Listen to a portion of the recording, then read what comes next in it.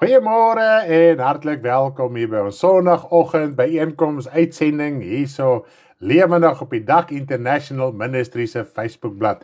Nou, ons is die aanlyn kerk, dis waarvoor DAK staan, is die aanlyn kerk. Nou ons saai uit sedert 2014 op Facebook wat die Here ons gelei het om dit wel so te doen. En ek besef vanoggend, hoekom het die Here ons so gelei? En dit tref my weer eens vanoggend. Daar is soveel leringe en soveel dinge daar buite.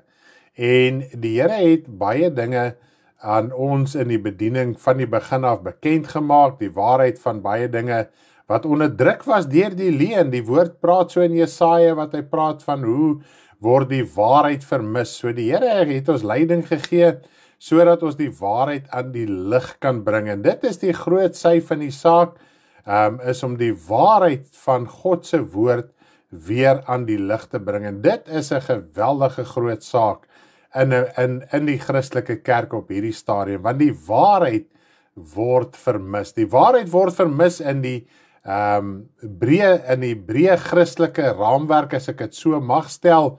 So met die gevolg is op die einde van die dag het die Here ons begin lei om die waarheid weer eens aan die lig te bring, deur net die skrifte te lees en te ondersoek, soos wat dit opgeteken is. Daar's nie vreemde openbarings. U wat ons bediening ken, weet ons is nie besig met een of ander vreemde openbaring en gesigte en drome en engele wat aan ons verskyn het nie. Dis suiwer God se woord.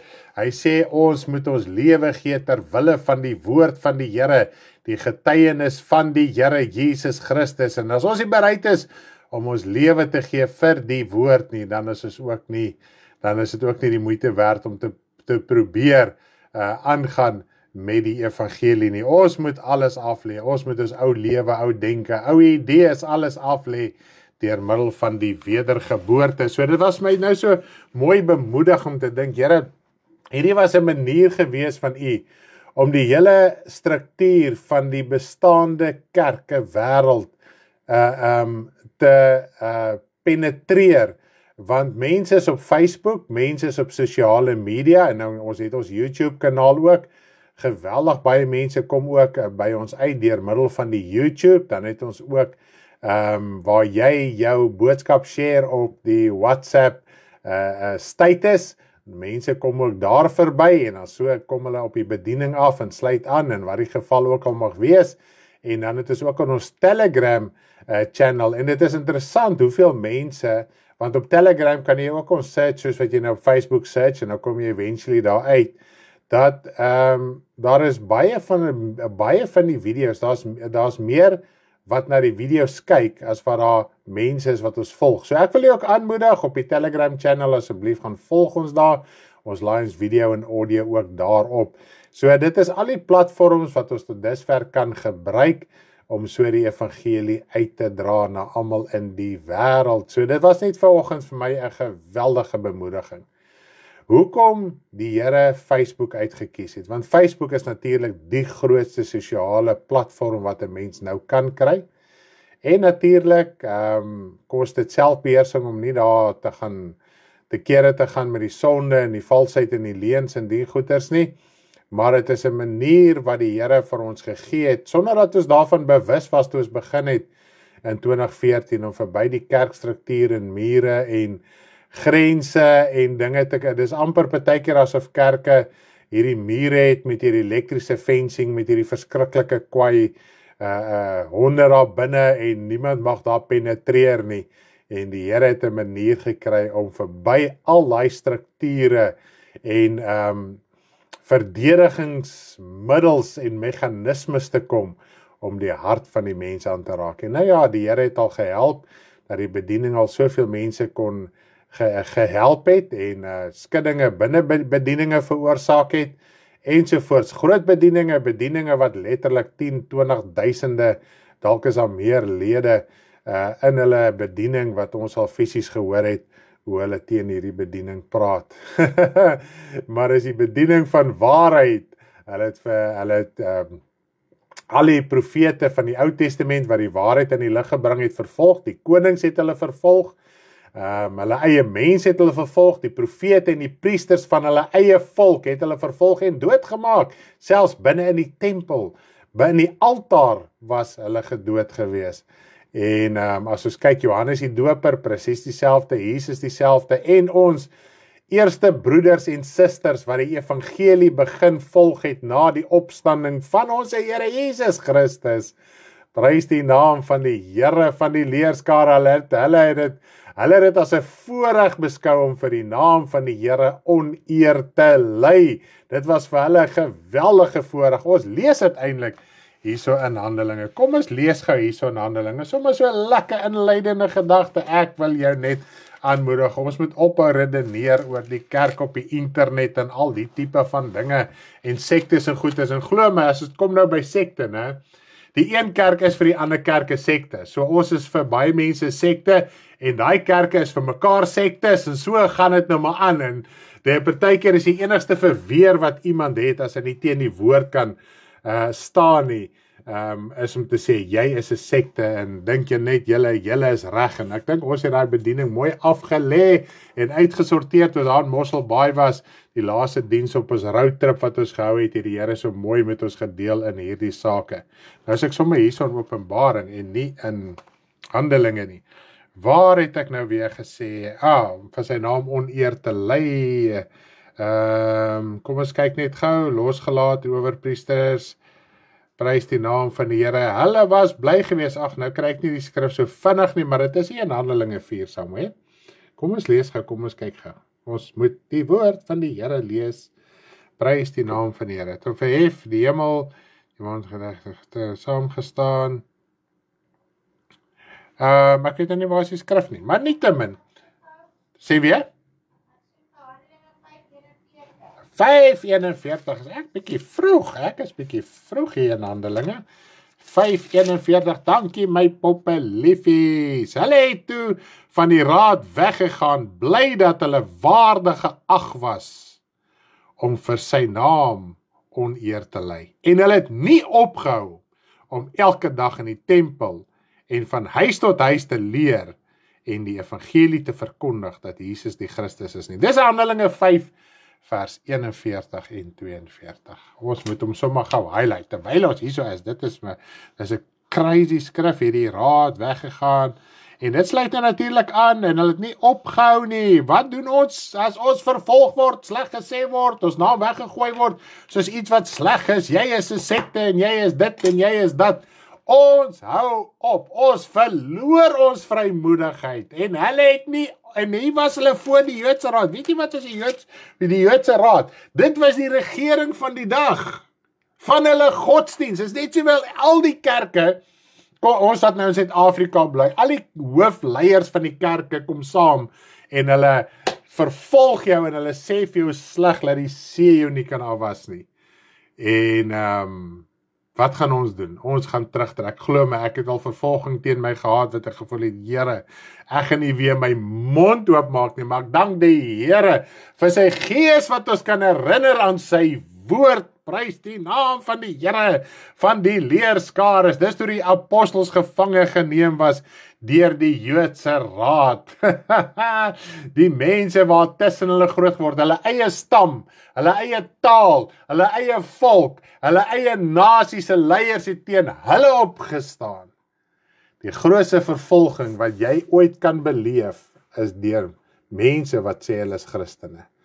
Oor die algemeen, die wêreld steur hulle nie baie in die evangelie. Wat hom nie wil bekeer nie, hy worry nie baie oor enigiets. Jy gaan aan met jou geloof, you just carry on. En hoeveel mense het ek al bedien, en u self dalk ook kan saam met my praat, ongelowige mense. Party sal net sê, ja, whatever, en omdraai en loop, en wat die geval ook al mag wees. Hulle sal nie veel maak van dit nie, né? As hy op baie oomblik nie die woord wil aanneem nie. Maar waar jou sterkste vervolging lê, is deur hulle wat die Bybel ken, hulle wat sê hulle is Christen, hulle wat aktief is binne Christelike gemeentes. Is dit nie so nie? En hy sê so, en hulle het nie opgehou om elke dag, prys die naam van die Here, om elke dag in die tempel, want daai tyd het hulle nog toegang vir 'n oomblik tot die tempel gehad. Op 'n stadium was hulle heeltemal mos uitgeband, soos Jesus vir hulle gesê het, sou gebeur. Hulle het van die geleentheid gebruik maak, soos Jesus, om sinagoges toe gaan, want dit is waar die mense mos saam was. Die grootste gros mense was daar, op hulle Sabbat nou daai destyds. So hulle het gegaan, hulle het daai mense bereik, maar hulle het nie daar gebly nie.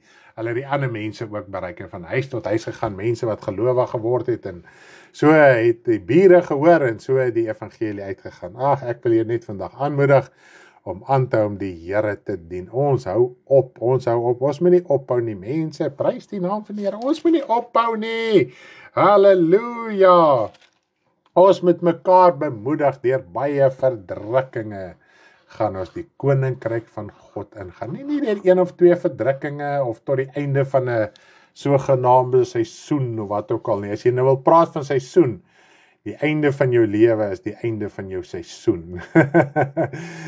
Die woord praat daar van hierdie aarde, hierdie wêreld is 'n woestynwêreld. En Farao, as ons kyk in die Ou Testament, dit was mos alles simbolies. Alles in die Ou Testament was simbolies. Ons hoef nie baie in te lees en baie dinge nie. Farao was simbolies die god van die wêreldse mense. En vandag is Satan die god van hierdie wêreld. En ons is in hierdie woestyn, ons is in Egipte. Ons moet hier deurgaan, ons moet hier uitkom en aan die kant uit. En dit is wat die Here Jesus Christus gesê het. Vader, ek bid dat U hulle nie uit die wêreld sal wegneem nie, maar dat U hulle van die bose sal bewaar. Dis Johannes 17. Dis nie my woorde nie, ek herhaal wat Jesus gesê het. Lees dit gerus vir jouself. So as jy dink, dan gaan 'n voorverdrukking wegraping wees, sorry. Die Vader beantwoord alles wat Jesus gebid het en hy antwoord ook hierdie gebed wat hy sê, Johannes 17 vers 15, Johannes 17 vers 15, ek bid nie dat U hulle uit die wêreld wegneem nie, maar dat U hulle van die bose bewaar, dat U hulle nie uit die wêreld wegneem nie, maar van die bose sal bewaar. Ons moet deur baie verdrukkinge die koninkryk van God ingaan. Is dit nie so nie? Die woord van die Here is waarheid, dis amen. Ons moet die woord van God eer soos wat hy opgeteken is en nie verskoning soek vir dit nie. Ek wil net gaan kyk hierdie ander skrif, ek dink is in 2 Tessalonisense, wat hy sê, wanneer hulle sê vrede en veiligheid, dan oorval 'n skielike verderf hulle en hulle sal nie ontvlug nie. Nou ons het mos die gewilde leerstelling, die ontvlugtingsleerstelling, hierso, 2 Tessalonisense 5, kom ons lees vers 1 tot vers 4. Kom ons lees gou, 1 Tessalonisense 5, vanaf vers 1 tot vers 4. Kom ons lees gou daar. Maar oor die tye en geleenthede, broeders, het julle nie nodig dat aan julle geskryf word nie. Ja, so hy het baie met hulle gepraat oor die dinge, né? Want julle weet self baie goed dat die dag van die Here kom net soos 'n dief in die nag. Hulle weet dit baie goed. Dit was nie onbekend by hulle nie, want Jesus het dit geleer. En nou sien ons weer eens Paulus praat niks en teenstrydig met wat Jesus kom leer het nie. Hierdie is presies wat Jesus geleer het. So die gees van die Here wat in Jesus was ook in Paulus gewees. En dieselfde gees het dieselfde ding geopenbaar. Prys die naam van die Here. Want wanneer hulle sê vrede en veiligheid, dan oorval 'n skielike verderf hulle soos 'n barensnood 'n swanger vrou en hulle sal sekerlik nie ontvlug nie. Maar julle broeders is nie in duisters dat 'n dag julle soos 'n dief sou oorval nie. Die wat in die duisternis is benoud dat die dag hom gaan oorval en dink en dan vertel hulle vir mekaar, nee, moenie worry nie man, ons gaan weggeraap word, stil weggeraap word. Maar dan moes jy al 2000 jaar gelede weggeraap gewees het, want toe die moeilikheid al klaar begin. Ons broers en susters wat in die begin van die evangelie, hoeveel van hulle, duisende, wat gelowig geword het, duisende was gemartel, gedood, en allerlei tipe van goeders. Dis sonder die tyd van Nero, dis amper so 40 jaar na Christus, het hy miljoene Christene uitgeroei, op die wreedste, denkbaarste maniere, dinge wat ons vandag nie eens aan kan dink nie, het hulle daai tyd aan mense gedoen. Dis sonder die katholieke bestel, die kommunistiese bestel, die moslim bestel, die hindoes. Weet jy wat, hoe roei hindoes die Christelike geloof uit in Indië? Dis skrikwekkend. Dan sê ons, nee, vrede en veiligheid, my broer, moenie jy worry nie, jy gaan ontvlug, jy gaan nog so lekker agter jou TV sit en jou wêreldse dinge geniet en enjoy, soos wat jy jouself meer regverdig, dan gaan jy net woeps weg wees. En dan gaan die son daar, of wie ook al, daar's verskillende teorieë ook oor dit, so ek gaan nie obviously nie in al die leerstellings ingaan nie, maar dis die kort en die lang daarvoor, dan gaan die res van die wêreld gaan nou met hulle eie bloed betaal. Nou ja, as 'n mens net daai aanname maak, met jou eie bloed betaal, dan sê dit vir my, jy sê dat die bloed van 'n mens is so kragtig en kragtiger as die bloed van Jesus Christus, want sonder die gees van God en sonder die bloed van Jesus Christus, die gees getuig van die verlossingsbloed, die lewe van Christus, sonder dit kan daar geensins redding plaasvind. Daar kan nie eens oortuiging van sonde kom nie, want die gees van die Here oortuig almal, die wêreld en die kind van die Here, oortuiging van sonde, oordeel en geregtigheid. En ons moet werklik waar toegee aan hierdie dinge. Nou ja, prys die naam van die Here, is 'n lekker inleidende gedagte. Net hierdie twee skrifte alleen, dit is sonder al die ander. Sê vir ons, jy gaan nie ontvlug nie, jy gaan moet end uitgaan tot die einde van jou lewe op aarde, het sy dit die dood of die wederkoms wat eers te gaan plaasvind. Maar nietemin, goeiemôre asseblief, as jy nou ingeskakel het, deel die boodskap na jou Facebook tydlyn toe. Jou WhatsApp status, na die tyd deel ons dit ook op, laai ons dit op ons YouTube kanaal, die Aanlyn Kerk, op ons Telegram channel, die audio en video. Maar nietemin, ek het vanoggend 'n lekker interessante boodskap en ek het dit getitel, hoor wat die Gees sê, so ons gaan vanoggend daar praat. Wat sê die Gees van die Here vir ons? Hierdie tyd van die jaar, my vrou het dit so vlugtig genoem Vrydag in haar boodskap, is dit al hierdie profetiese woord en dis hierdie nuwe jaar en dis asof die Here is spesiale jaar 8 bo aan 'n jaar, terwyl die woord van die Here sê, ons moet nie die een dag bo 8 hoor as die ander dag nie, ons kan nie die een jaar hoor 8 as die ander jaar nie.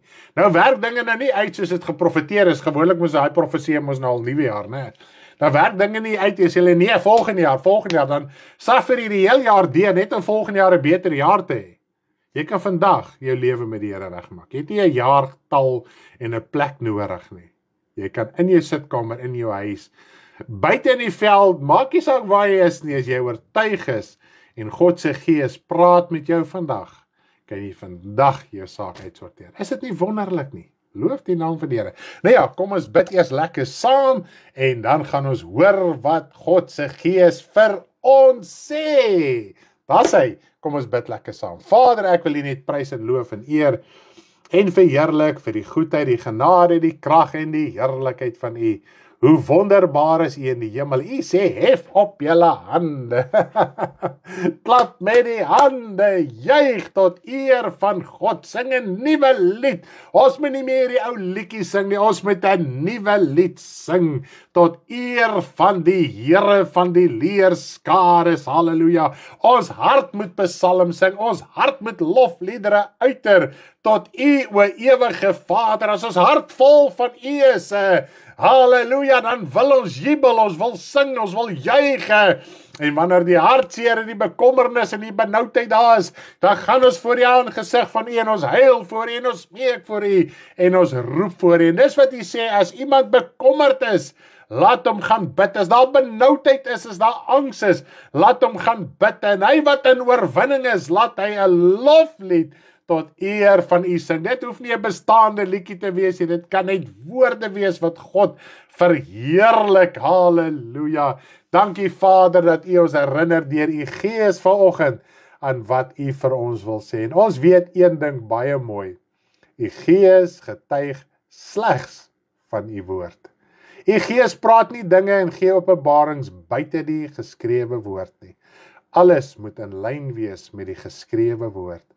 Vader, en Jesus is die woord, en dis wat U gesê het, Here Jesus, die Gees van waarheid gaan ons ontvang, en hy gaan nie uit homself spreek nie, te veel hoor ons stemme, en dit is stemme uit onsself uit, van ons eie begeerlikhede en drange, ons maak ons hart oop vir wêreldse dinge, dan hoor ons stemme, Vader, dan voel ons dis die Gees van die Here, nee, dit is nie, die woord, Jesus het gesê, die skape sal die stem ken, die skape ken die stem van die herder. Hoe ken ons die stem van die herder, Vader? Ek kan onthou, hoeveel keer het ek geworstel oor die saak, ek het dit met U uitgepraat, en hoeveel weke en maande het ek gepraat met U, hoe ken ek die stem, eintlik jare, van my bekering af, Vader, toe eendag te besef ek, my liewe land, as ek die woorde van hierdie woord lees, Vader, want U het dit geïnspireer deur die Heilige Gees, alles wat Jesus gesê het, en dit wat die apostels en skrywers na die tyd bevestig het wat Jesus gesê het, dit is die stem van U, en wanneer ek hier lees, dan hoor ek, as ek aandagtig lees, nie net om my gewete te troos, en sommer maar net om deur te lees, om beter te klink as iemand anders te nie, en meer te weet nie, nee, om met my hart saak te maak, om my hart te bære, Vader, dan hoor ek die stem van die herder, en dis U stem ook, Vader, want dis waar hy sy woorde vandaan gekry het. U spreek met ons deur middel van die Heilige Gees, deur die Seun Jesus Christus, en ek sê vir U baie dankie. Vader, lei my vanoggend om die woord van waarheid te kan oordra, dat ons kan loskom, vrykom en siele gered kan word, in Jesus naam. Amen. Dat is hy lekker, vanoggend het ons 'n heerlikheid in ons hart teenoor ons hemelse Vader.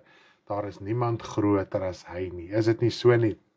Nou ja, vanoggend die doel van vanoggend se boodskap, hoor wat sê die Gees, hoor wat die Gees sê.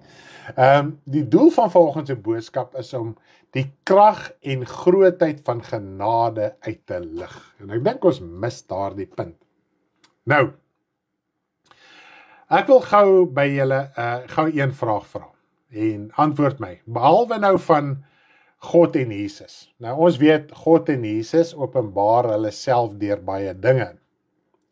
Nou, ek wil jou vraag vra, moenie sê God of Jesus nie, want ons weet dit, maar daar's iets waardeur hulle self openbaar, wat kragtiger is as sonde. Wat is dit? Wat is dit? Wat is kragtiger as sonde? Geef my jou antwoord hier op die kommentare, hier op Facebook, jy wat nou inskakel, lewendig, dis lekker ook na die tyd, nou het ons al gesien, as mense later inskakel, en bly hulle nog steeds kommentaar, en sien ek, wie het nou kommentaar gelewer, sê ek, iemand is nou besig om te kyk, want hulle raas 'n live message gehoor, nou antwoord hulle ook die vrae, en so aan, so jy is meer as welkom, asseblief antwoord my, behalwe van God en Jesus, waardeur openbaar hulle self, en wat kragtiger is, as sonde.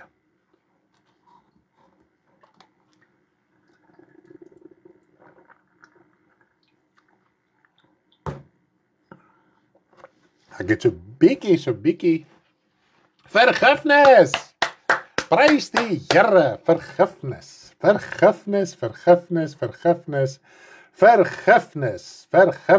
daar sê, vergifnis,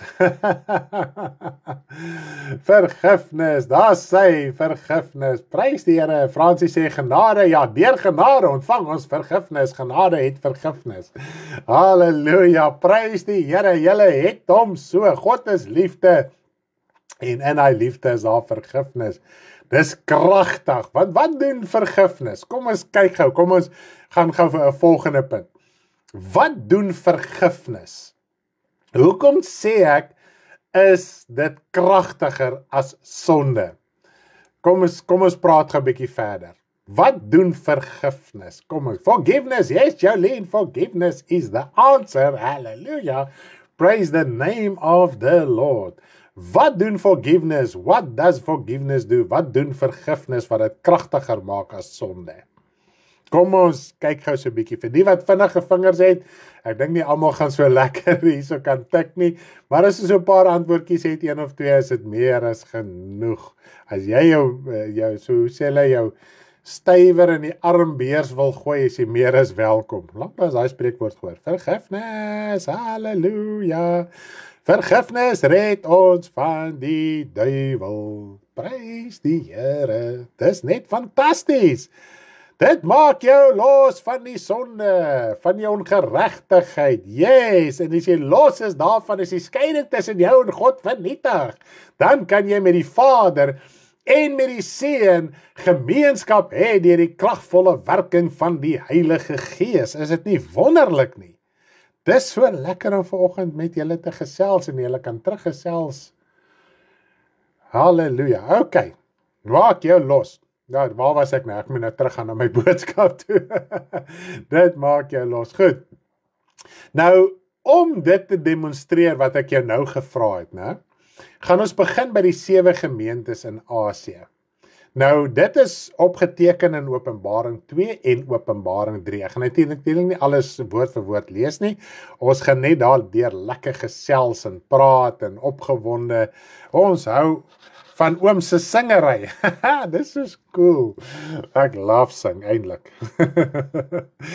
Nou ja, loof die naam van die Here. Ek moet dit ook op sê. So baie sê. Nou, kom ons begin by die 7 gemeentes in Asië, Openbaring 2 en 3, want partykeer voel dit net, ek wil net die Here loof. Dit is al wat ek net wil doen. Maar nietemin, ons moet voortgaan met ons boodskap.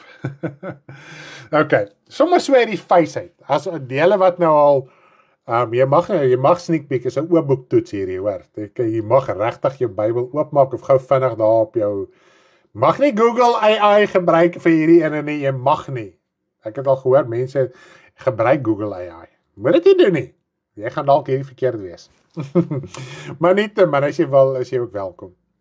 Dan maak jou vry van sonde, dit is presies net so Mary, en as jy vry is van sonde, is jy vry van die duiwel, en jy het gemeenskap met ons hemelse Vader deur Jesus Christus. Goed, daar's 2 dinge, in die 7 gemeentes, in elke liewe ene, of hulle nou reg was of verkeerd was, maak nou nie saak nie. Meer by die slot, okay, so ek fokus nou meer by die slot van elke gemeente, die slot is die laaste deel, die einde, né?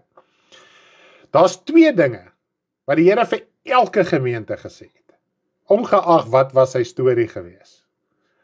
Wie kan vir my sê wat is hierdie 2 dinge? Al kan jy nie dink aan 100%, no problem. Daar's 2 dinge.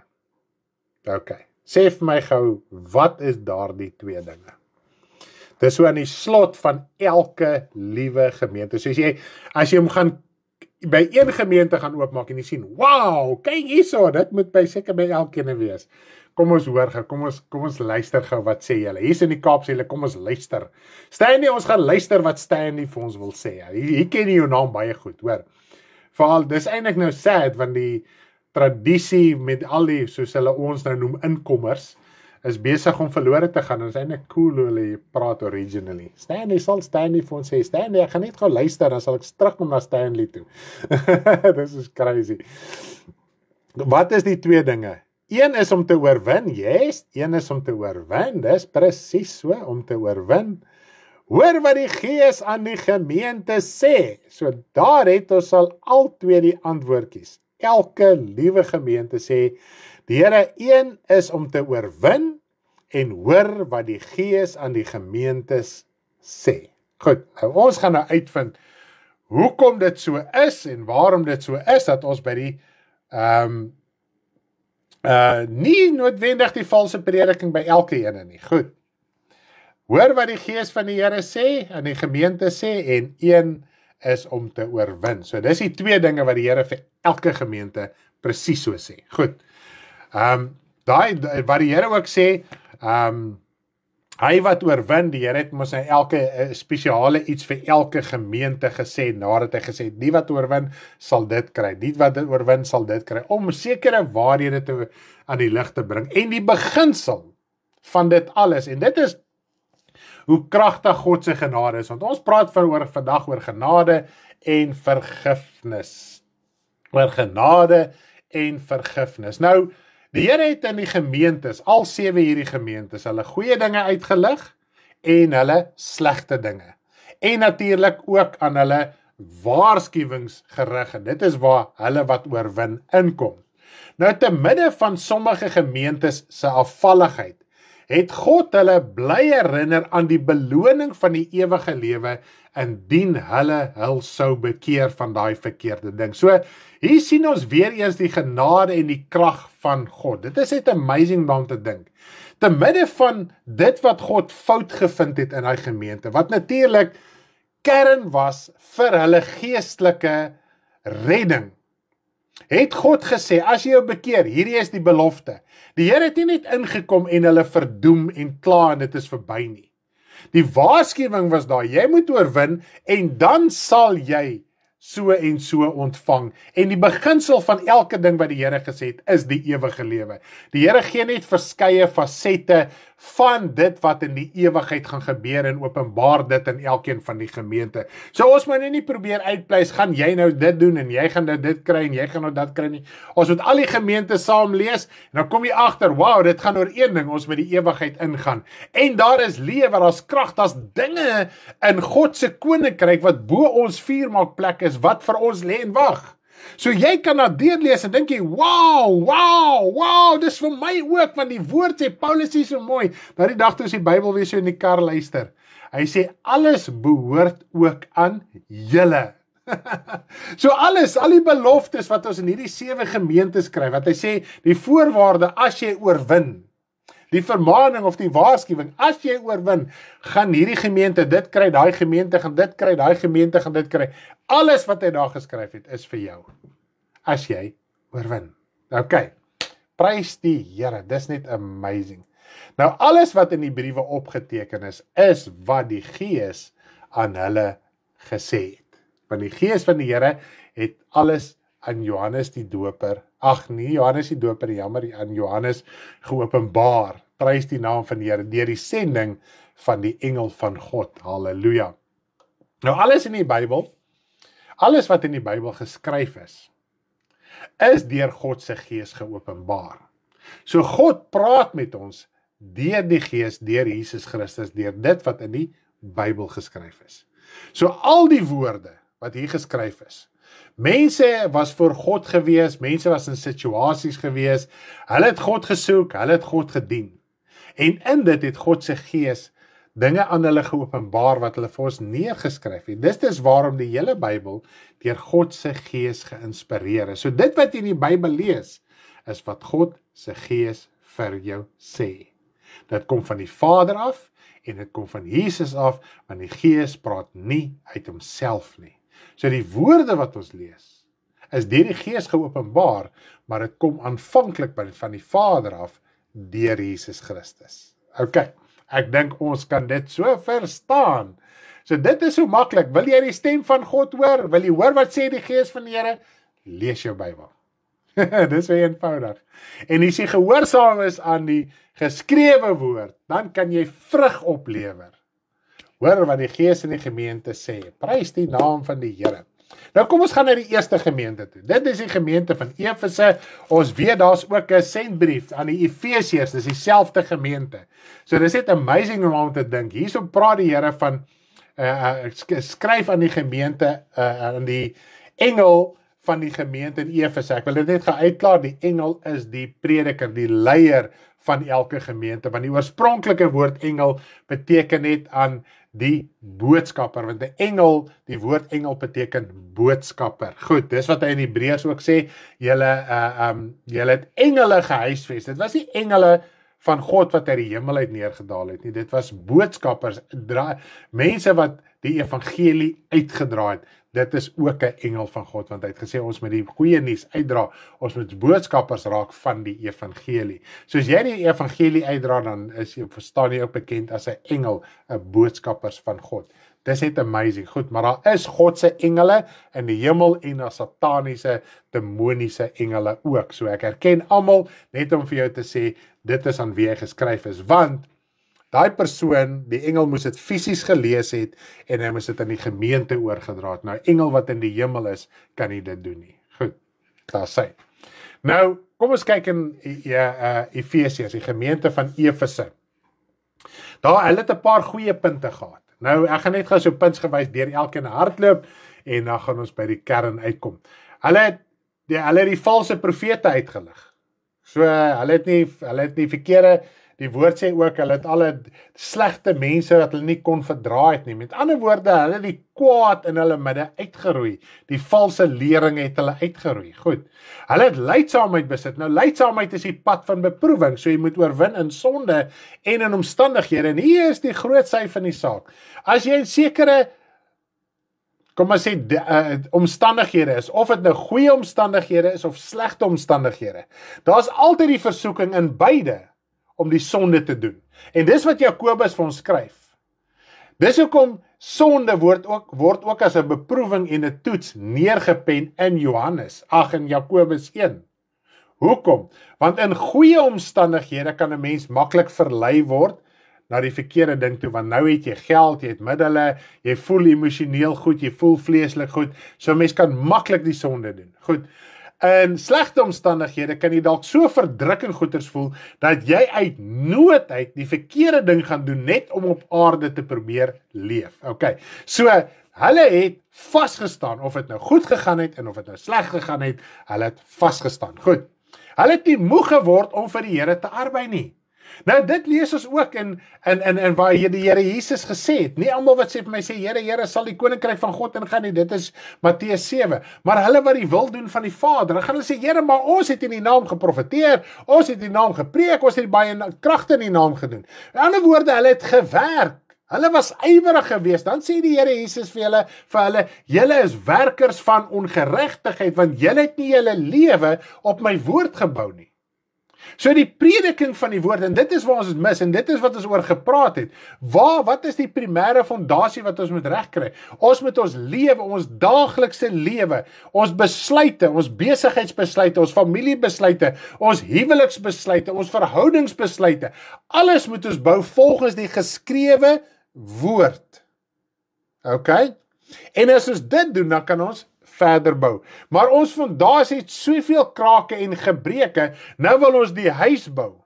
En as die toets van tyd kom, en dan kom jy agter, maar hier's 'n probleem met my fondasie, en dit is wat die woord sê, baie sien nie kans om daai fondasie uit te grou, oor te begin te verstaan, dit is waar dit gaan nie. Goed.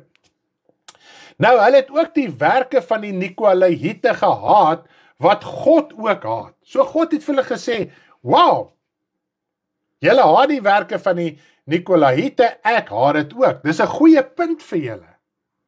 Goed, so as ons na die begin kyk, as ons na die goeie punte van Efese kyk, kom ons baie keer nie eens by daai punte uit nie. Ons sukkel nog om valsheid te openbaar, skriftuurlik, nie omdat Stanley so sê, of Karen so sê nie, maar omdat jy verstaan vanuit die woord uit, dis 'n valse prediking. Nou nog, mense in ons midde sukkel om dit te verstaan.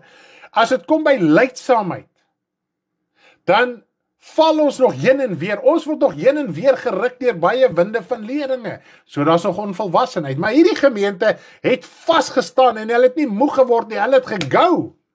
Hoe vinnig raak ons moeg? Goed.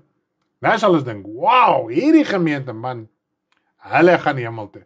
Maar hoor mooi, daar was een probleem, net een probleem, in hulle midde gewees. Maar hierdie probleem was so belangrik vir hulle geestelike bestaan. As hulle nie daarvan sou bekeer het nie, sou hulle wel verlore gewees het. Nou die Gees van die Here het dit ook geopenbaar. Die Gees van die Here het dit ook hulle vermaan daaroor. Hierdie enkel ding, so as ons nou kyk op 'n skaal van 1 tot 100%, 99 dinge wat hulle gedoen het was reg.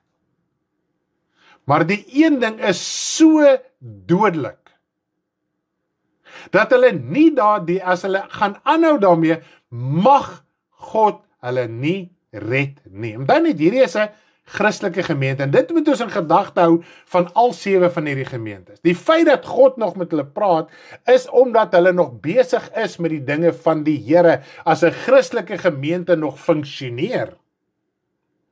Okay? Nou, net 2 van hierdie 7 gemeentes, net om dit gou te noem, was reg gewees volgens God. 5, nou sien ons al klaar weer die verhouding, né? Wat ons al oor gepraat het. En selfs in hierdie gemeentes wat reg was, kon daar ook enkeles gewees het wat verkeerd was. So hierso sien ons die absolute meerderheid was afvallig gewees. Okay, maar nietemin kom ons gaan voort. En wat was dit gewees? Hulle het hulle eerste liefde verlaat. Nou, hoe maak dit vir ons sin? Hulle is ywerig, hulle is nie moeg, hulle hou aan om die evangelie uit te dra, maar hulle het lou geword. Hulle het hulle eerste liefde verlaat. Nou, as jy deur die boek van Efesiërs gaan lees, die brief aan die Efesiërs, kan jy punte begin optel wat dit beteken om 'n lou lewe te hê. En dit is wat die Here ook praat van hulle wat sê, Here, ons het die naam gearbei en kragtig gedoen. Hy sê, gaan weg van my af. So hulle het ook hulle eerste liefde verlaat. Hulle was besig met 'n evangelie in die naam van Jesus Christus. Hulle was ywerig en die Here sê werker, so hulle het gewerk, hulle het gearbei. Hulle was daar op hulle pos Sondag vir Sondag of wanneer hulle kerkdienste ook hou. Hulle uitreike was daar gewees, hulle armsorg was daar gewees. Dan gaan die Here sê werker van ongeregtigheid. Toe ek weer so in Lukas lees, toe lees ek weer die skrifte, toe ek nou by 'n spesifieke punt waar uitgekom het. Toe lees ek weer daar wat die Here Jesus Christus sê, stry hard om in te gaan in die koninkryk, want min sal dit vind.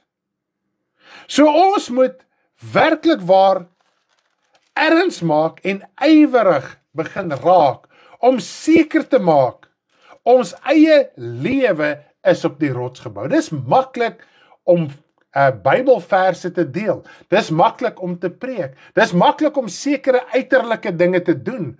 Maar bou ons lewe, ons daaglikse lewe, dit wat jy doen, by jou huis, jou verhoudings, jou besigheid, jou werksplek, lewe ons volgens die ingeskrewe woord. Nie volgens jou tradisie, nie volgens jou denke hoe jy dit geleer het nie. Hoe God se woord jou leer, want dit wat God se woord ons leer, breek alles af wat ons geleer het in ons tradisie, in ons kultuur, in ons stam, in ons taal, in ons nasie. As ons as kinders van die Here nie kan verenig rondom die woord van die Here, ongeag jou volk, stam, taal of nasie nie, en jou tradisie nie, dan is ons nie besig met die woord van die Here nie. Want ons moet geestelik kan verenig, want almal behoort aan Jesus Christus wat weergebore is. En tog in dit is daar dwaase magte, tog in dit is daar bokke, tog in dit is daar hulle wat hulle eerste liefde verlaat het. Jy werk, jy gaan aan, jy getuig, jy doen jou ding. Jy's ywerig. Jy staan nog bekend as die pastoor of pastorin, ek weet nie hoe om dit te noem nie, in die buurt. Maar bou ons lewe werklik waar op die rots. Ons lewe, ons denke, of argumenteer ons die heeltyd teen dit. Goed. Ek gaan nie ingaan op die detail van die eerste liefde nie, ek het al bedien oor die 7 gemeentes, wat ek daar in detail uitbring. Nou, in beginsel, jou eerste liefde, daai ywer wat 'n mens gehad het, in die sin van jou hart, wat jy gehad het, en wat jy ure die woord gelees het, en voor God gekom het, en dit van harte gedoen het, jy niemand gesteer het nie. Daai oorspronklike, aanvanklike ywer, as dit weg is, jou eerste liefde verlaat. Goed, al is 'n mens nog ywerig in die evangelie. Goed, die volgende gemeente, Smyrna, wat 'n goeie punt het hulle gehad? Nou Smyrna was een van die gemeentes wat die Here nie veel van 'n probleem met hulle gehad nie, hulle was redelik reg gewees. Die goeie werke getoon in verdrukking en in armoede. Ek ken jou werk in verdrukking en armoede, maar jy is ryk in die lastering van die wat sê dat hulle Jode is en nie is nie, maar is 'n sinagoge van die Satan. Nou, te midde van hulle goeie werke wat hulle getoon het, in hulle verdrukking en in armoede. So hulle het vasgestaan, hulle het hierdie pad van lydsaamheid end uitgestap. Te midde van dit wat hulle al klaar deurgegaan het, sê die Here, daar is nog 'n tyd van verdrukking wat wel vir julle voorlê. So hulle verdrukking het glad nie opgehou nie. Die Here sê vir hulle, ek verstaan, Julle het nou vasgehou en julle het goeie werke getoon en julle het die regte ding gedoen. Maar daar wag nog 'n tydperk van verdrukking vorentoe vir julle. Nou die vermaaning is wel om vas te hou, wees getrou tot die dood toe. Wees getrou tot die dood toe. So daar is 'n vermaaning. Want die volgende verdrukking kan dalk so erg raak, dat baie wel weg kan val. En dis wat die Here sê, wees getrou tot die dood toe. Is ons getrou tot die dood toe? Of gee ons maklik op? Nou, dan gaan hulle die kroon van die lewe ontvang. So sou hulle nie oorwin het nie. En dit is wat hy sê, wie oor het, laat hom hoor wat die Gees in die gemeente sê. Die wat oorwin, sal die tweede dood geen skade ly nie. So die Gees van die Here bly praat. Hy lig die goeie punte uit, die slegte punte, en die waarskuwings, en die vermaanings, en die gevolge, en tog bly die herinnering van die ewige lewe daar. Ja, die evangelie is heeltyd teenstrydig met ons eie idee of denke, en dis presies so my poplappies. Ok, kom ons gaan voort na die gemeente van Pergamus. Dis die derde gemeente. Kom ons kyk gou na hulle goeie punte. Wat se goeie punte het hulle gehad? Hulle het die geloof nie verloon nie te midde van ewige teestand en selfs 'n broeder wat gedood was. So hulle het verstaan die weerstand, die Bybel praat, hy sê hierso, hulle wat 'n sinagoge is van die Satan, hierdie mense het hulle geweldig teëgestaan. En van so 'n aard dat selfs een broeder gedood was in hulle midde. Goed? So hulle het geweet waar dit om vas te staan te midde van teestand en weerstand en sleg sê en al daai klas van dinge. En dan het die mense wat hulle teëgestaan het, was van hulle selfde volk en stam en taal en nasie. Goed.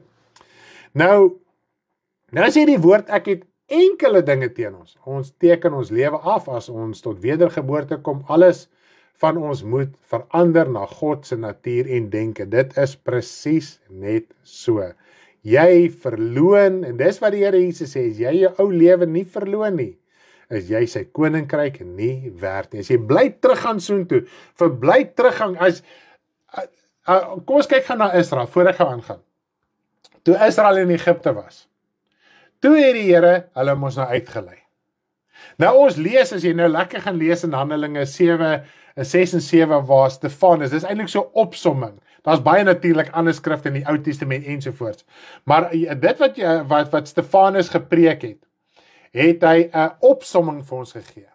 Nou die meerderheid van Israel, die absolute meerderheid, ek meen, daar was seker 1 of 2% wat nie deel was van die meerderheid nie. En daai meerderheid, die woord sê hulle was uit Egipte, maar hulle hart het terugverlang na Egipte. So as jy bly terugval en teruggaan na dinge voor jou wedergeboorte, sê dit vir jy het fisies uitgegaan, maar jou hart is nog daar.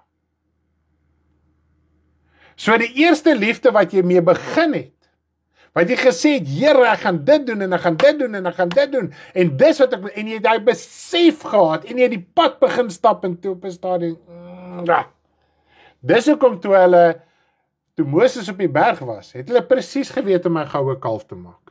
Want hulle het in Egipte die goue kalwe en die beelde en die afgode gemaak. Hulle het dit fisies gemaak. Al die tempels en al die beelde. Hulle het presies geweet. En ons lees in Josua ook, dat Israel het in Egipte die afgode gedien. Ons lees dit in Josua. Josua se laaste boodskap aan die volk.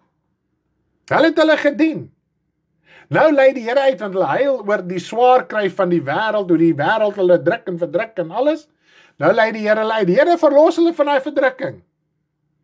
Nou moet hulle geaardheid verander, hulle karakter moet verander, hulle menswees moet verander, hulle hart moet verander. Dis wat die Here sê, ek het vir julle die manne en so aangegee en julle tekorte laat bly, sodat ek kan weet wat is in jou hart. Nou onmiddellik as die tekorte kom, wat gebeur?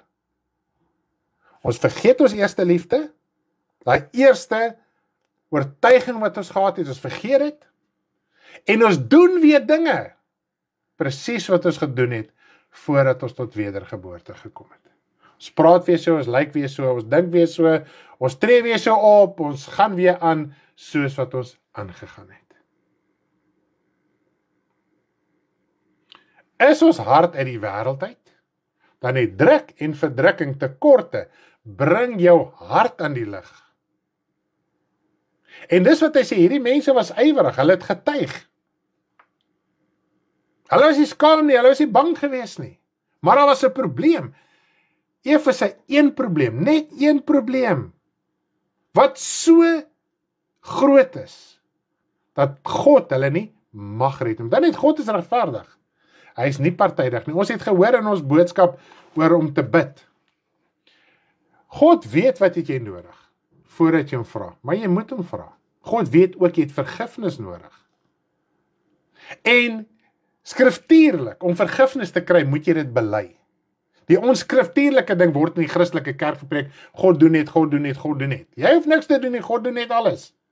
God het sy seun Jesus Christus gestuur. Nou, sou God net gee, sonder dat ons vra. As ons daai denke het, dan is God mos partydig. Want hoekom het die een meer as die ander een? Hoekom het die een meer verlossing as die ander een? Hoekom het die een meer besittings as die ander een? Dan is God mos partydig. Want dan besluit hy, okay, sorry, ek kyk nou net gou na name hier op die foon. Die Here, Lindy is nou, sy het nou meer as ek, sy het nou meer verlossing as ek. God love haar meer as van my, kyk hoe suffer ek nog. Maar wat doen Lindy? Lindy gaan soek die Here. Lindy gaan vra die Here. Ek doen nie. Nou God se onpartydigheid kom daarin, en sy geregtigheid, dat die een wat na hom toe kom, die mag hy volgens sy geregtigheid antwoord, anders is hy onregverdig. Want hoekom in die vlees het die ene beter lewe as die ander ene? Die een wat na God toe gaan, God sorteer sy hart en sy siel en sy innerlike uit. Die een wat nie na hom toe gaan nie, kry nie verlossing. Nou ons beproewinge, ons drukkinge, ons tekorte, al die dinge, bring ons hart aan die lig, eintlik hoe trots en hoogmoedig is ons, om nie na God toe te wil gaan nie. Okay, right. Nou, in hierdie gemeente van Pergamus, is daar net enkele dinge, nie enkele dinge is slegs 2 dinge. So hulle het nie die naam van die Here verloor nie, daar's iemand in die dood afgestaan, doodgemaak ter wille van die evangelie, so hulle het deurgedruk, hulle het aangegaan. Hulle was ywerig, maar hulle het net 2 probleme gehad. Nie 3 nie, nie 4 nie, nie 5 nie, nie 10 nie, nie 100 nie, 2. En is 2 valse leerstellings. So hier kom ons nou bietjie by 'n leerstelling uit. Kitty, ek dink het vroeër gepraat van 'n leerstelling ook. Ja, hier is leerstellings en ons gaan daarna kyk ook. Goed. So die een gemeente het nie dood eenvoudig hulle eerste liefde vergeet. Goed. Hierso kom ons nou kry ons te maak met leerstellings. Die leerstelling van Biliam en die leerstelling van die Nikolaïte. Nou die leerstelling van Biliam is eintlik die leerstelling in die Christelike kerk nou. Want waar gaan die leerstelling van Biliam? Jy verkondig die evangelie en jy dien die Here om materiële voorspoed en rykdom te bekom. Dis die leerstelling van Biliam in kort. Selfs Petrus skryf daaroor. Hoe Biliam begeerig was na die loon van ongeregtigheid. Goed? Sodra jy erken jy is verkeerd, dan weet jy moet verander en dit is werk. Daarom wil ons nie erken nie, dis presies so my vrou. Sodra jy erken en jy verkeerd bely, dan erken jy moet verander. Jy weet jy moet verander. Maar ons is te trots om te wil verander en daarom wil ons eerder nie bely nie. God moet net alles namens my doen. So hierso sien ons die kernleerstelling van Biliam gaan oor geld. En dit gaan nie net oor die prediker nie, omdat net as ek geldgierig is, gaan ek 'n prediker soek wat vir my preek oor geld. Dat geld okay is en alles. En wat sê die Here Jesus? Mammon is die onregverdige mammon. Hierdie hele wêreld is in die mag van die bose. Hierdie geldstelsel is onregverdig. Nou Biliam het die loon van ongeregtigheid lief gehad. God het vir hom gesê, hy mag mos nie vir Israel vervloek ensovoorts, maar toe gee hy raad vir Balak. Stuur julle vroue in. Daar's ook 'n ander boodskap op sy eie. Stuur julle vroue onder Israel in. En Israel het met hulle gereën, en ek dink die woord sê 52,000 het op een dag gesneuwel. Want Biliam het hy loon gaan soek. Hy het die geld gaan soek. As ons besig is om geld en materialisme en wêreldse rykdom te soek binne in die evangelie, sê die woord vir ons baie mooi in 1 Timoteus, jy het afgeval van die geloof. Nou ons materiële tekorte openbaar ons hart, eintlik hoe opstandig en rebels is ons eintlik, en ons wil nie verneder nie. Want Bileam wou nie verneder nie. God moes hom geforseer het om die seën te spreek. Maar sy hart het nie verander nie, want daarna het hy vir Balak gaan raad gee, teenstrydig met wat God vir hom gesê het hy moes doen. OK. Dan die leer van die Nikolaïte, ek wil ook nie te veel daarop ingaan nie, maar dit is in beginsel die hypergrace evangelie, die hypergenade evangelie. En moenie dink, die hypergenade is 'n uitsonderlike leerstelling nie. Die NG Kerk waar ek groot geword het, dit is seker die sterkste hypergenade evangelie wat jy kan kry. Hulle cover hom net lekker mooi subtiel. Ander ouens kom net uit met die sak patats. Hulle sê hom soos wat hy is. Soos wat hy eintlik behoort te wees. OK. So eintlik hierdie twee leerstellings, as jy daarna kyk, en die kerk is ywerig. Hulle doen uitreike.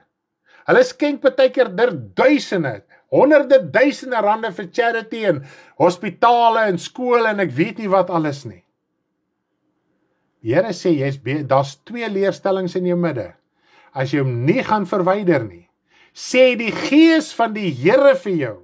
Dis volgens die woord van God. Hoor wat sê die Gees, bekeer jou van hierdie dinge, anders sal jy verlore gaan, maar God hou te midde van dit. Hou God nog steeds die ewige lewe as 'n belofte. Onthou nie, dit is wat jy kan kry, as jy jou wel hiervan bekeer en oorwin. Wat moet jy oorwin? Jy moet die sonde oorwin. Jy moet hierdie valse leerstellings begin oorwin. Jy moet die ongeregtigheid begin oorwin, en jy kan dit nie doen sonder die Here Jesus Christus, sonder sondebelydenis, sonder bekering en sonder daai dinge nie.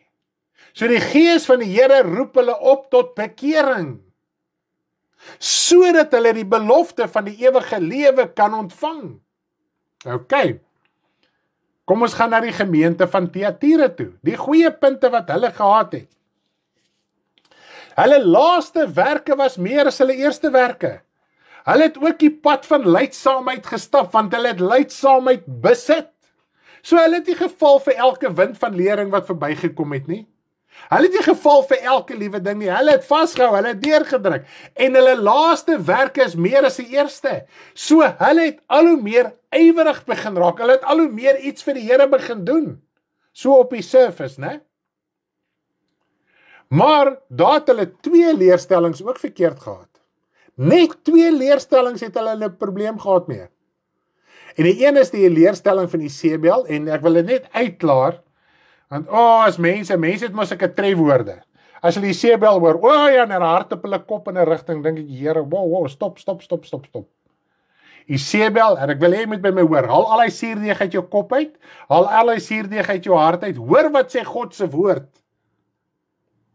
Dis 'n valse leerstelling. Dis nie 'n fisiese vrou in 'n fisiese kerk nie. Dit simboliseer iets vir ons. En weet jy wat is skrikwekkend as jy daaraan dink? Dat hy sê, julle het haar toegelaat, dis vers 20 van Openbaring 2. Die leier, die engel van Thyatira, die leier het toegelaat om hierdie lering in te voer in hulle midde. Hy het hierdie lering toegelaat. Hy was nie nigter nie, hy was nie waaksaam gewees nie. Toe laat hy toe dat hierdie leerstelling van Isebel hulle binnendring. Soos predikers is nie waaksaam nie. Meeste predikers is nie eens meer behoorlik bekeerd nie. Want hulle gaan agter die loon van ongeregtigheid, die loon van geld aan. Mammon is onregverdig. As jy gaan vir die loon van geld, is jy agter die loon van ongeregtigheid aan. Goed. So daar was nie 'n waaksame bedienaar gewees nie. Hulle was daai tyd ouderlinge genoem, né? En hulle toegelaat het die leerstelling inkom. OK? Om te oreer en afgodsoffers te eet. Oreer is om gemeenskap te hê met die wêreld, want ons het mos 'n denke en ons het al baie oor gepraat. Dis asof as jy nou by die huis kom en jy wil nou afskakel en plesier, dis nou asof dit 'n ander deel van jou lewe is as wanneer die kerk kyk en gaan bid. Jy is een liggaam, jy is een siel, jy het een gees van die Here in jou. Jy is een mens. Maak nie saak wat jy doen nie, of jy gaan bad, of jy gaan slaap, of jy werk toe gaan, of jy sit in movies en rilles en horrors kyk, jy is daai een mens. Nou forceer ons die gees van die Here om opgewonde te raak oor wêreldse dinge. Dis die leer van Isebel. Ons mag en kan dit nie goedkeur nie. Ek forceer die Here om saam met my bar toe te gaan. Ek forceer die Here om saam met my hierdie fliek te kyk. Ek forceer die Here om hierdie plesierigheid en dinge uit te sorteer. Want die gees van die Here is in jou, al sit jy daar. Die gees van die Here bly in jou. En is erg om te dink jy kan die gees van die Here uitblus. Dis 'n verskriklike plek om op te wees. Goed? Maar terwyl jy vandag oortuig word van die waarheid, is die gees van die Here nog in jou om jou daarvan te oortuig. Ons gaan by daai punt uitkom, die krag van genade en vergifnis. Prys die naam van die Here. En die afgodsoffers te eet, afgodsoffers is valse leerstellings. Okay? Ek gaan nie in detail en ek kan baie daar bedien. Selfs Jesaja praat daarvan hoe julle hierdie varkvleis en ongediertes in julle skottels het. Dan die persoon staan in die midde en hy sê ek is heilig en kom nie naby my nie en hy heilig homself vir die tuin en jy's 'n tuin, jy's 'n innerlike. So jy gee voor jy's hierdie heilige persoon, maar jy's besig met valse leerstellings. En dan sal mense wat hulle ore en hulle oë en hulle hart nog oopmaak vir valse leerstelling, jy is besig om afgodsoffers te eet. Geestelik. Okay.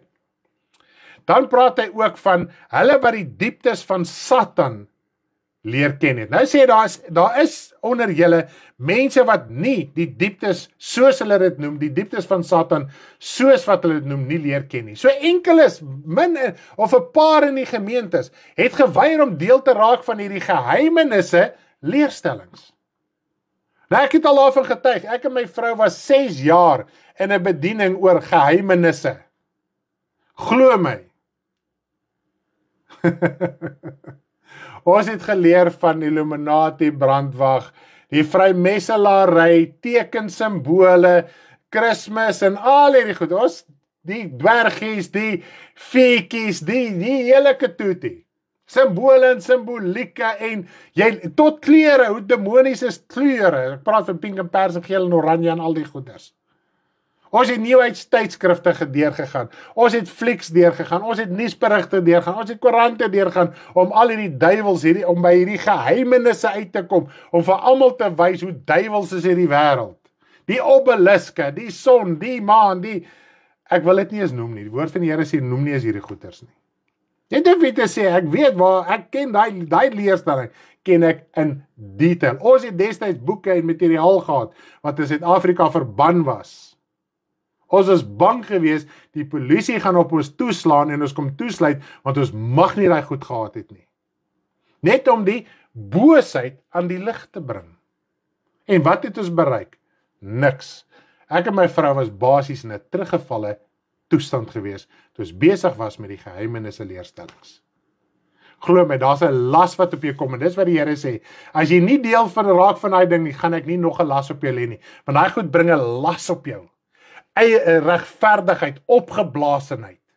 Dis wat dit bring. Ons het boos geraak, want hy las het swaarder en swaarder geraak. Ons is boeke deurgegaan het letterlik wat deur duiwelaanbidders geskryf was. So as jy dink jy ken 'n simboliek, ek kan vir jou 3 keer meer vertel van daai simboliek. Maar ek wil dit vergeet, ek wil dit nie hê nie, ek wil nie daaroor stry nie, ek weet hoe werk die goeters. Okay?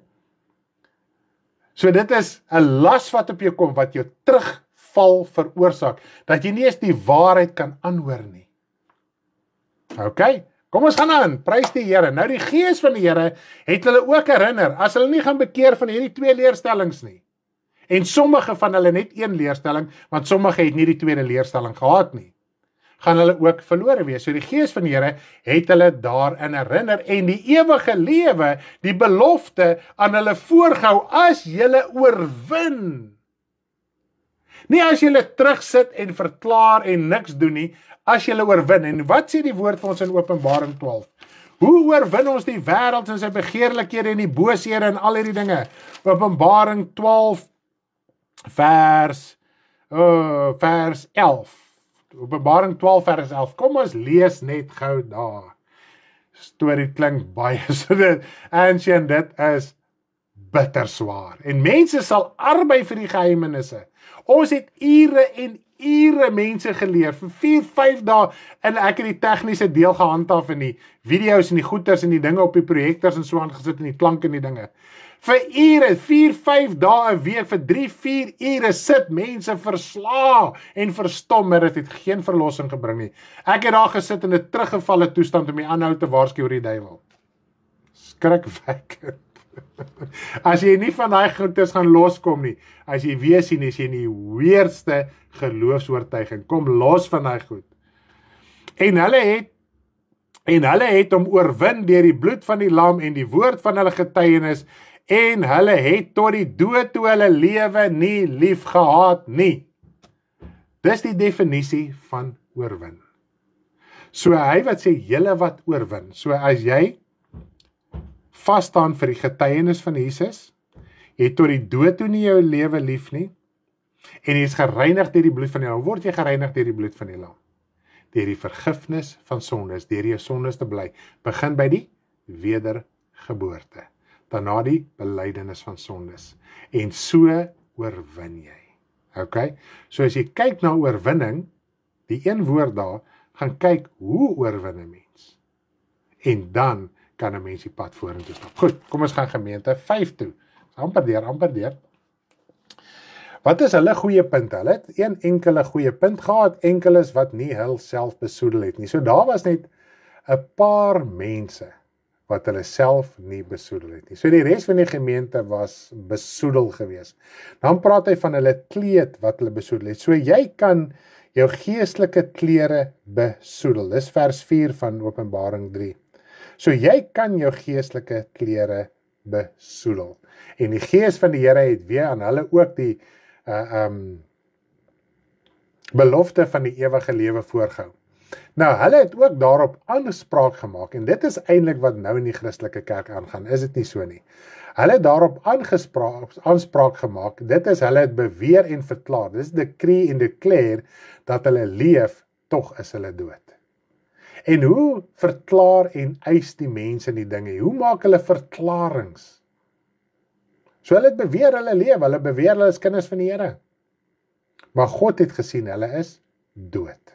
Okay, want hulle kleed is besoedel met sonde, ongeregtigheid, maak verskonings, hoekom ek nie kan die woord van die Here wil doen nie, hoekom wil ek nie die woord van die Here uitvoer nie, ensovoorts. Goed, nou die Here het hulle aan herinner, sorteer julle lewe uit, dit is die belofte, julle kan aangaan. Nou, Philadelphia, dis die 6de gemeente, nou dit is ook, nou die woord Philadelphia beteken broederliefde, net om het vir jou te noem, dit is nie 'n gees geïnspireerde naam vir die dorp nie, net om het vir jou te noem, dit was 2 heidense fisiese broers wat versoen het, en dit is ook om die naam Philadelphia is, maar dit is tog gepas binne in ons boodskap.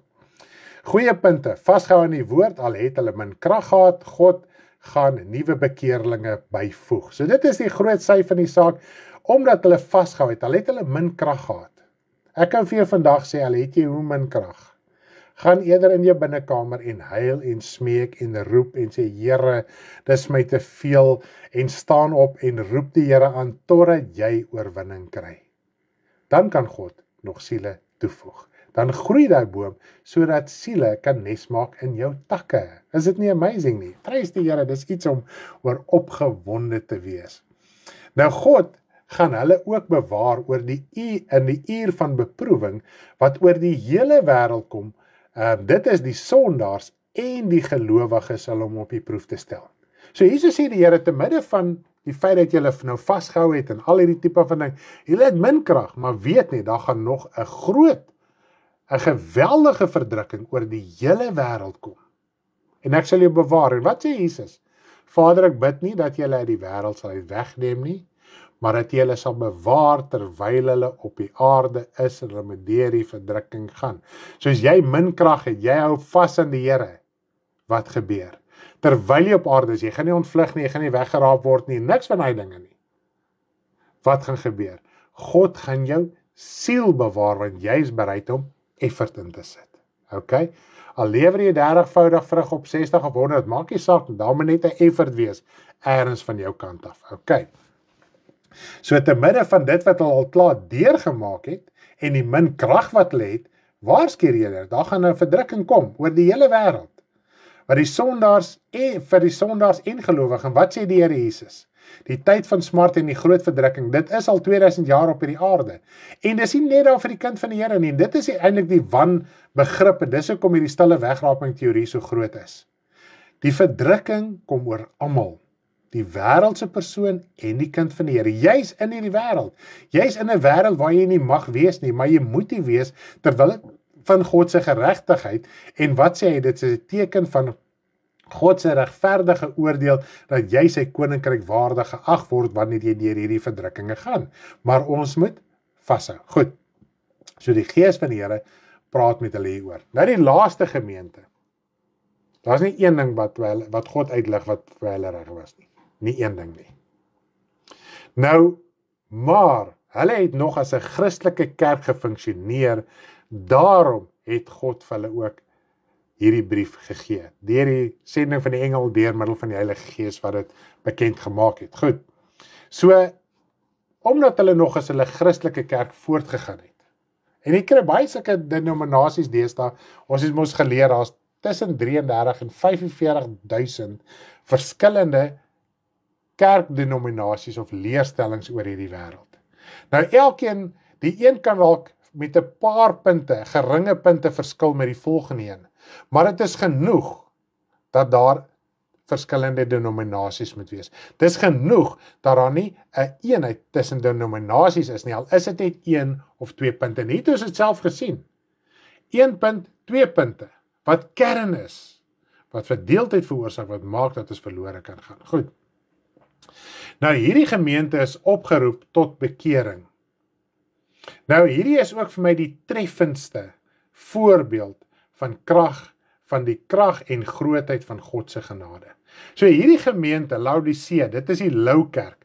Hulle het die Here naargemaak. Die Here sê, ek gaan julle, as julle is lou, en ek gaan julle uit my mond uit spieg. Nou die Afrikaans het 'n baie mooi woord ingebring, maar daai spieg, die oorspronklike woord, dis vers 16, beteken letterlik braak, opgooi.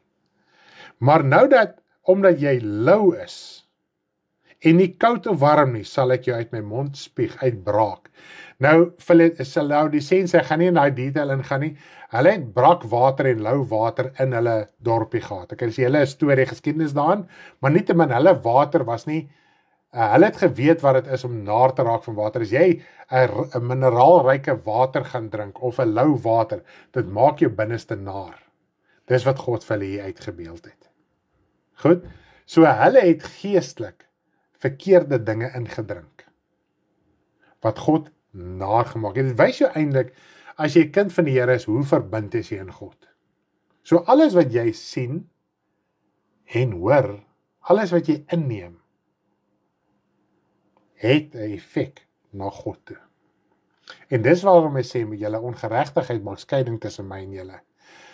Dit is hoekom ons Jesus Christus nodig het. Sonder Jesus Christus mag ons geensins en kan ons geensins gemeenskap met God die Vader hê nie. Maar deur die genade wat God aan ons betoon, deur sy seun Jesus Christus, kan hy deur genade gemeenskap met ons hê, om ons te help om ons lewe te verander. Maar hierdie gemeente het op 'n punt gekom, dat hulle soveel leuns al in hulle hart het, soveel valse leringe al binne hulle binneste het, dat hulle God naar begin maak het. Okay? Nou, in hierdie gemeente was hierdie geweldige probleem, maar tog het God na hulle uitgereik. Hy sê, almal wat ek lief het, bestraf en tugtig ek, wees dan ywerig en bekeer jou. Te midde van dit alles. Al maak jy my naar, bekeer jou. Dis God se wese, dis God se hart, is dat niemand verlore moet gaan nie, maar dat almal hulle self sal bekeer. Okay, almal wat ek lief het, okay, dit het ek gelees. Kyk, ek staan by die deur en ek klop, en as iemand my stem hoor en die deur oopmaak, sal ek ingaan na hom toe en saam met hom maaltyd hou, aan hom wat oorwin. So, en toe ek hierdie lees, dink ek, Here, dis die krag van u vergifnis. As daar nog goeie punte is, kan jy sê, ja, maar hier is niks wat reg is nie. Tog het God nog vir 'n laaste keer uitgereik na hierdie gemeente toe. Kyk jy vandag nog na my? Is daar nog 'n oortuiging in jou hart, dan is God se gees nog daar, dan praat hy nog met jou. Wees ywerig en bekeer jou. En toe ek dit lees, toe besef ek, toe dink ek aan die gelykenis van die verlore seun. Nou dis opgeteken in Lukas 15 vanaf vers 11 tot 32. Lukas 15 vanaf vers 11 tot 32. Ek gaan nie alles vir jou lees nie, maar baie van ons ken die verhaal redelik goed. Hierdie jongste seun het sy erfdeel by sy pa gesoek en toe gaan hy weg na 'n ver land toe en hy het sy eiendom verkoos en losbandig gelewe. En doen ons maar nie dieselfde nie.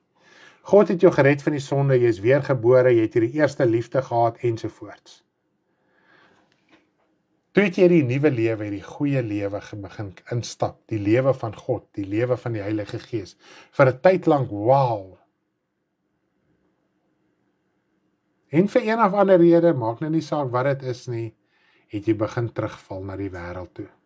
En die goedheid wat jy by God ontvang het, die ware liefde, die ware vrede, die ware geregtigheid, die waarheid van God se woord, het jy stelselmatig in die wêreld ingegaan en het gaan verkoos. Jy het nie besit geneem van jou lewe nie, jy het nie gaan oorwin nie. Jy het nie volhard tot die einde toe nie. Hy sê in Lukas 8 vers 15, en wat in die goeie grond val, dit is die wat nadat hulle gehoor het, die woord in 'n edele en goeie hart hou en met volharding vrug dra. Dit is Lukas 8 vers 15. Hulle wat volhard sal gered word. Hulle wat oorwin, wees ywerig en bekeer jou vandag. As jy sukkel om te bekeer, sê vir jouself, ek is 'n trotse mens. En dis wat Karen vir ons voorheen geskryf het, die oomblik, as jy jou saak moet erken, moet jy erken, jy moet verander. En ons wil nie verander nie, want ons hart bly nog in die wêreld. Ons hart bly nog in Egipte. Maar die krag van God se genade is nog vandag daar. En sy vergifnis om jou los te maak, maar wees ywerig. Wat het hierdie jong man gedoen? Daar het op 'n stadium gekom toe alles mos nou weg is en as hongersnood in die land ensovoorts. Sê die woord in vers 17, hy het tot homself gekom. Kom tot jouself vandag. Moenie verdere verskonings. Geen verskoning wat jy vandag aanwend kan water hou teen God se woord en genade nie. Geen verskoning nie. So kom tot jouself. Raak wakker, raak nugter. Paulus skryf, dis tyd om uit die slaap uit wakker te word. OK? Wat moet ons voor? Hy sê, ek sal opstaan en na my Vader gaan en ek sal vir hom sê, Vader, ek het gesondig teen die hemel en voor U.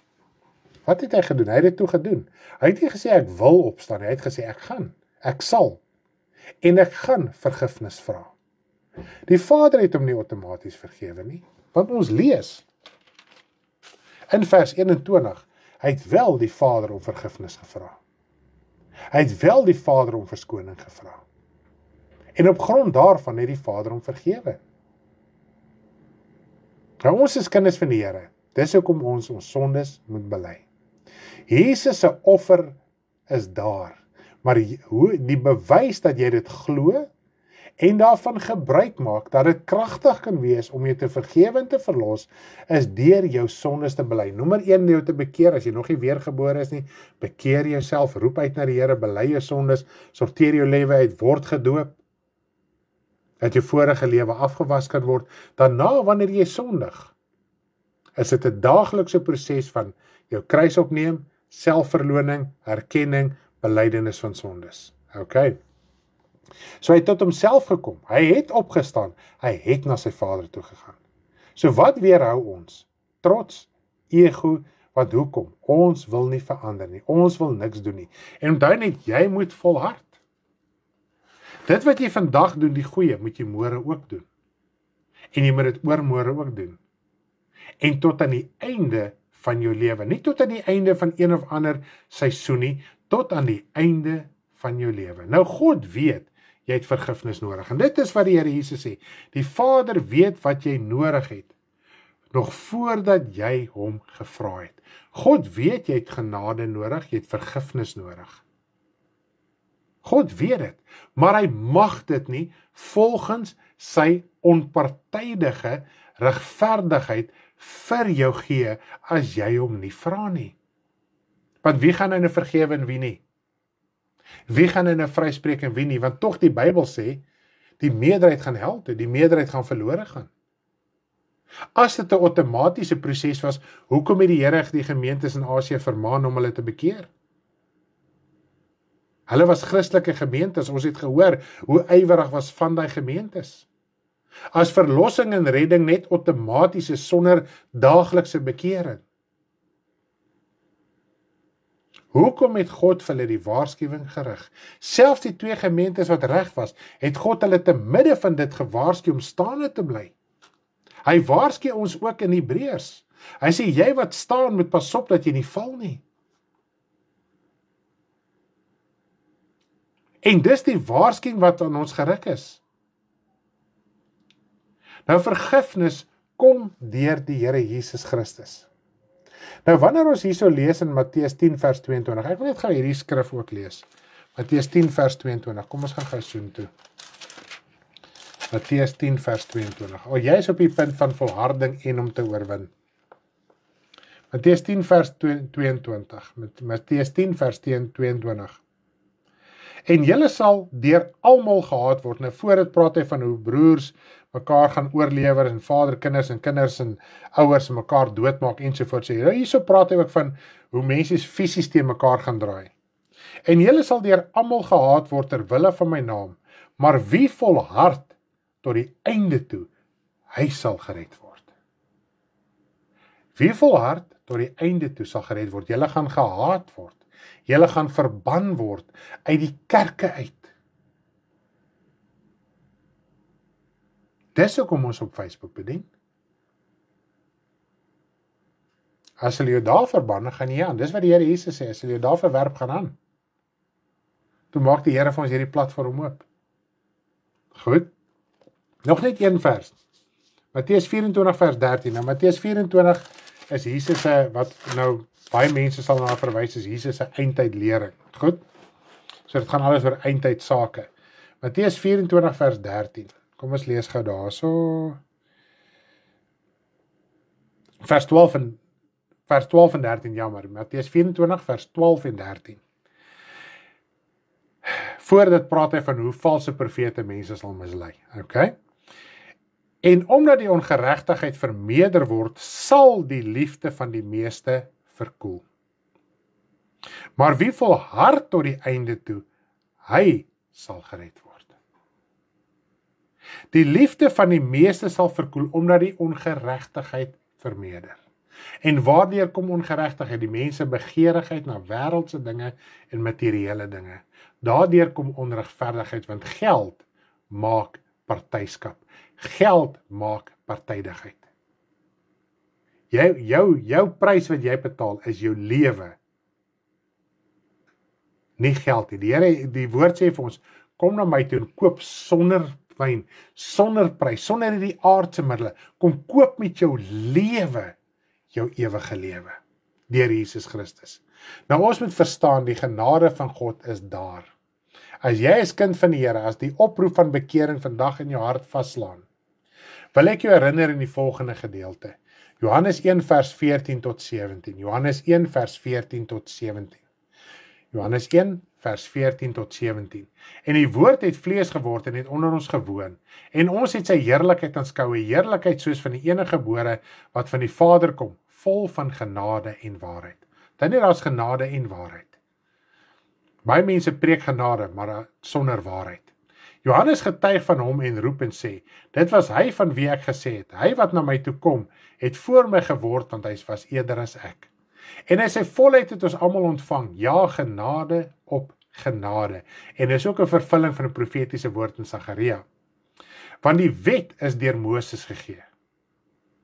Die genade en die waarheid het deur Jesus Christus gekom. So daar is nie genade om jou siel te red in die Ou Testamentiese wet nie. Wat is die waarheid? Jesus Christus is die waarheid. Dis nie te sê die Ou Testament is alleen nie. Dit was die tyd wat die mense in bewaring hou. Dit was profetiese woord wat die heeltyd geopenbaar het hoe dit die waarheid en die genade ons gaan kom losmaak. Al wat hy vir ons hier wil sê, die Ou Testament kan jou siel nie red nie. Nou bly ons teruggaan na Ou Testamentiese dinge, Ou Testamentiese denke, en as mense kom met vreeslike geleerde woorde en Hebreëus wat hulle kan praat in die Ou Testament, dan swik ons en ons val. Maak nie saak wat se wysbegeerte en gierigheid en dinge hulle uithaal uit die Ou Testament nie, daar is nie genade in nie, en daar is nie waarheid om jou te red en te verlos nie. Dit was profetiese woord wat gespreek het oor die genade en die waarheid wat ons gaan kom losmaak en vrymaak en vergewe. Kom ons gelees gou Romeine 5 vers 20. Romeine 5 vers 20 en 21. Romeine 5 vers 20 en 21. Maar die wet het daarby gekom, sodat die misdaad meer sou word. As ons in Ou Testamentiese denke vasgevang is, dan word die sonde in ons meer. Dis hoekom mense veroordeeld voel, want hulle bly in die sonde, en dis 'n algemene prediking in die Christelike kerk, dis deel van die lering van Isebel. En waar sonde meer geword het, het die genade nog meer oorvloedig geword, en hier is die krag van God se vergifnis.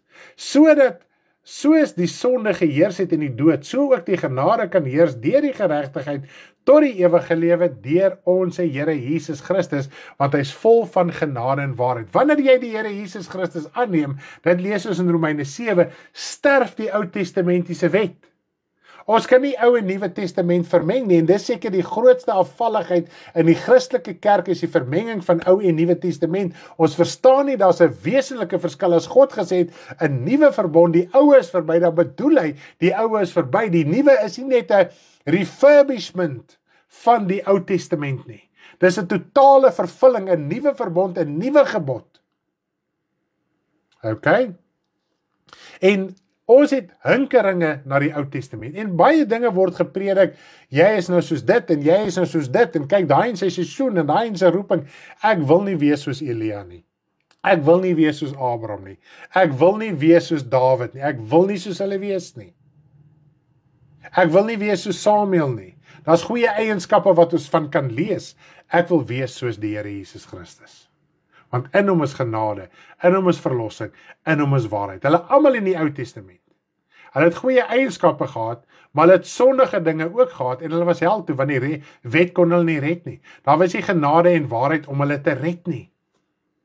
Hulle het profeties gelewe met die hoop om redding te kry. In die Ou Testament was daar nie vergifnis nie, daar was nie verlossing nie. Dis die groot ding, dis hoekom hy gesê het, daar was nie genade in die Ou Testament nie. In daai konteks het hy dit geskryf. En die waarheid ook, want die Ou Testament, terwyl God gepraat het, dit was die waarheid, die profetiese woord, maar die waarheid van dit het God ook al reeds in die Ou Testament geopenbaar, almal gaan verlore wees in elk geval. OK? So, as ons hinkeringe het, en ons het gedagtes nog wat daar vasgevang is, moet ons sê, Here, ons moet loskom uit die Ou Testament, ons moet ons het 'n vermengde evangelie. Jesus Christus het nie gesterf vir die Ou Testament nie. Hy het nie die Ou Testament kom bekragtig nie. Sy bloed is gesterf vir die Nuwe Testament. Die Nuwe Testament kom bekragtig. Sy seël op die Nuwe Testament gesit, nie op die Ou Testament nie. Nou sê ons in Romeine 6 vers 23, want die loon van die sonde is die dood, maar die genadegawe van God is die ewige lewe deur Jesus Christus.